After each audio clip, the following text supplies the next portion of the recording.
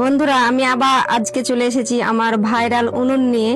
তা আজকে কোনো বেলা রুটিও না আর হাতের রুটিও না, আজকে হচ্ছে একটু অন্য রকমের খাবার।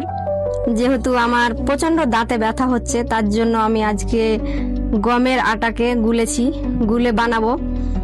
এরকম করে কোনোদিন খাইনি, কিন্তু দাঁতে ব্যথার জন্য আমি চেষ্টা করলাম, দেখি কেমন হয়। যেহেতু আমার প্রচন্ড দাঁতে ব্যথা করছে, তার জন্য আমি বেলা রুটিও খেতে পারবো না আর হাতের রুটিও খেতে পারবো না, তাই এরকম সিদ্ধান্ত নিলাম। তো দেখা যাক কেমন হয়। যেহেতু এরকম আটা দিয়ে কোনোবার করা হয়নি, মানে গমের আটা দিয়ে করেছি, আতপ চালের আটা দিয়ে, ওটা দিয়ে কিন্তু খুব সুন্দর হয়। তো দেখা যাক কেমন পারি। এবার কিন্তু প্রথম, এই আটা দিয়ে কোনোদিনই খাইনি, দাঁতে ব্যথার জন্য এই সিদ্ধান্তটা নিতে হলো। কিন্তু কি করব বলো, দেখো কি হলো, দেখো আমার প্রথমবার তো ভালো হয়নি। দেখা যাক এর পরের বার কেমন হয়। তো এই দেখো বন্ধুরা, পরের বার কিন্তু মাশাআল্লাহ খুব সুন্দর হয়েছে।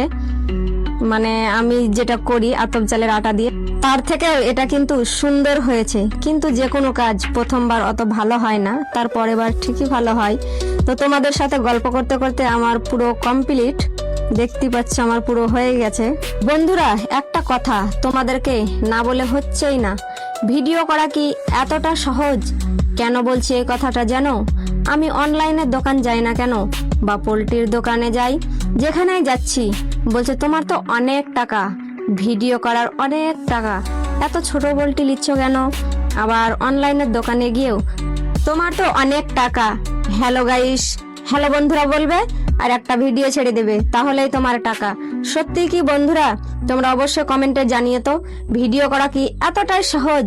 তোমাদের সাথে গল্প করতে করতে দেখো আমার পুরো বানানো হয়ে গেছে। তো কতটা নরম হয়েছে দেখো, এক মুঠোয় কিন্তু ধরা হয়ে যাচ্ছে।